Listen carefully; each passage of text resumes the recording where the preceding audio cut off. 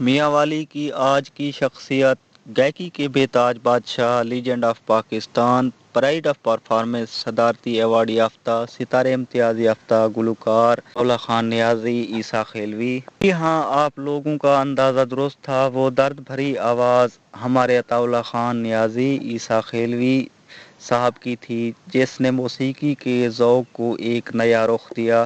1977 سے لوک موسیقی لوگوں کی سب سے پسندیدہ صنف موسیقی بن گئی۔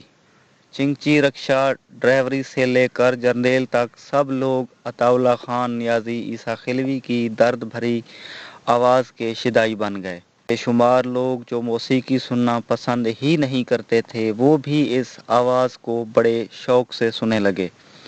لاکھوں لوگوں نے ٹیپ ریکارڈر صرف اطاولہ خان نیازی عیسیٰ خیلوی کی درد بھری آواز سننے کے لیے خرید لیے۔ ان میں سے بعض تلہ گنگ کے قریبی گاؤں بلال آباد کے فیصل جیسے سرفرے لوگ بھی تھے۔ فیصل نے ایک دفعہ منور علی ملک کا نام ایک خط میں لکھا: سر جی، اسلام آباد کے ایک کیسٹ ہاؤس میں اطاولہ خان نیازی عیسیٰ خیلوی کی پرانی میکدے کے زمانے کی کیسٹ نظر آئی۔ قیمت پوچھی تو دکاندار نے کہا 500۔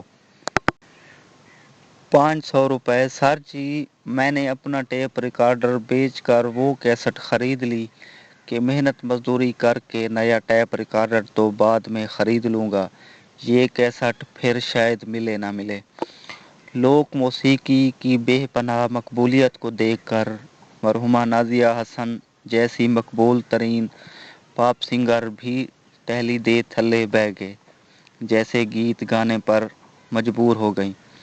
استاد امانت علی خان کے صاحبزادے اسد امانت علی خان بھی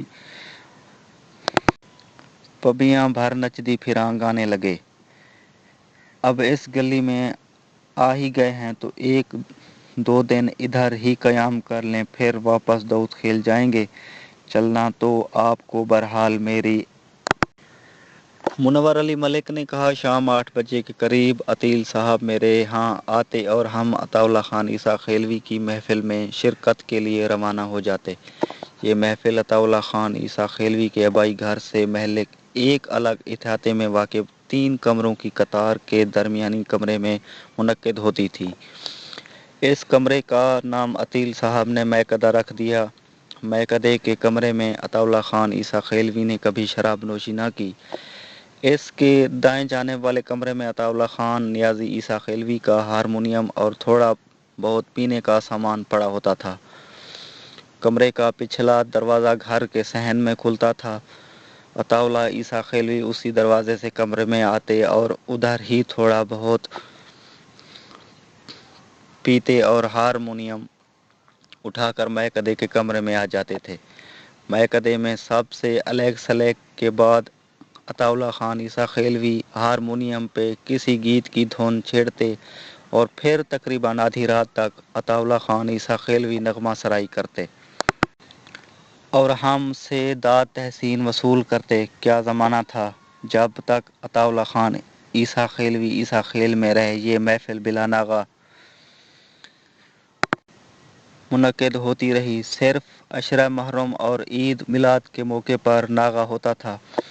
1978 میں اطاولہ خان عیسیٰ خیلوی پہلے اسلام آباد F8 میں منتقل ہوئے۔ کچھ عرصہ بعد علامہ اقبال ٹاؤن لاہور میں کرائے کے مکان میں رہنے لگے۔ بعد میں جیل روڈ پر مکان خرید لیا۔ یوں میکدہ ویران ہو گیا تو ساتھی ادھر ادھر بکھر گئے۔ عیسیٰ خیل میں اطاولہ خان عیسیٰ خیلوی نے سڑک کے کنارے عیسیٰ خیلوی ہاؤس بنا لیا۔ میکدے والا گھر اطاولہ خان عیسیٰ خیلوی کے بھائی ثناء اللہ خان المعروف شنو بھیرا کے حصے میں آیا۔